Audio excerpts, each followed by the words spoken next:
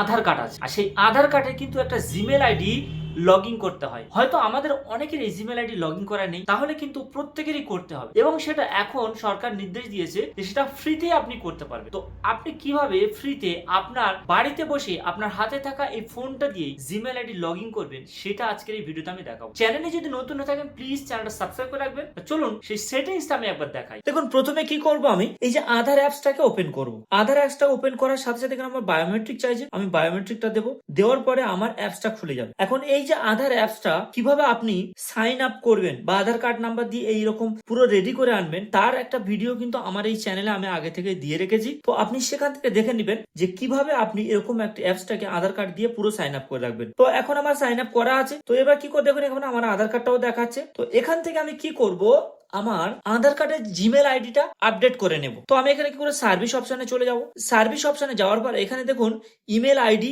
Update option রয়েছে। এখানে কিন্তু পরিষ্কার লেখা আছে ফ্রি। এখন আপনি ফ্রিতে করতে পারবেন, এরপরে কিন্তু আপনাকে চার্জ দিয়েই করতে হবে। তো আমি কি করব, এখন এখানে ক্লিক করব। করার পর এখানে বলছে দেখুন processing this free Aadhaar linked email address not link, অর্থাৎ আমার আধার কার্ডে কোনো ইমেল অ্যাড্রেস লিঙ্ক করা নেই। তারপর হচ্ছে 15 দিন মতো সময় লাগবে। তো আমি কি করবো, continue to update email ID এর উপরে ক্লিক করব। করার পরে এখানে বলছে আমার ইমেল আইডিটা দিতে হবে, যে ইমেল আইডিটা আমি এখানে আপডেট করতে চাইছি। আমার এই ইমেল আইডিটা বসিয়ে দিলাম। দেওয়ার পর এখানে বলছে সেন্ড ওটিপি, অর্থাৎ আমার এই ইমেল আইডিতে একটা ওটিপি যাবে। তো আমি এখানে সেন্ড ওটিপি করে দিলাম। তো আমার ইমেল আইডিতে একটা ওটিপি যাবে, সেই ওটিপিটা নিয়ে আমার এখানে বসাতে হবে। তো আমি ইমেল আইডিটা ওটিপিটা চেক করে দেখে নিই। তো আমার ইমেল আইডিটা আমার এখানে বসানো হয়ে গেছে। এবার আমি ভেরিফাই ইমেল ওটিপি করে দেবো, ভেরিফাই করে দেবো। ভেরিফাই করে দেওয়ার পর দেখুন এখানে বলছে নিউ ইমেল আইডি ভেরিফাইড হয়ে গেছে, ফেস অথেন্টিকেশনটা আবার করতে হবে এখানে। তাহলে ফেস অথেন্টিকেশন করে নেবো আমরা এখানে। এবার আমার ফেস অথেন্টিকেশনটা হয়ে গেছে। দেখুন এখানে টোটালটা রেডি হয়ে গেছে। বলছে নিউ ইমেল আইডি, এইটা দিয়েছি, ইমেল আইডিটা দিয়েছি, কারেন্ট কোনো ইমেল আইডি ছিল না। এবার সাবমিট রিকোয়েস্ট, এবার সাবমিট রিকোয়েস্ট করলে কিন্তু এটা আমার সাবমিট হয়ে যাবে। এইভাবে আমরা এখানে সাবমিট করে দেব। দেওয়ার পরে কিন্তু এরকম একটা রিসিভ আমাদের চলে আসবে। এই রিসিভটা আমরা মোবাইলে সেভ করে রেখে দেবো।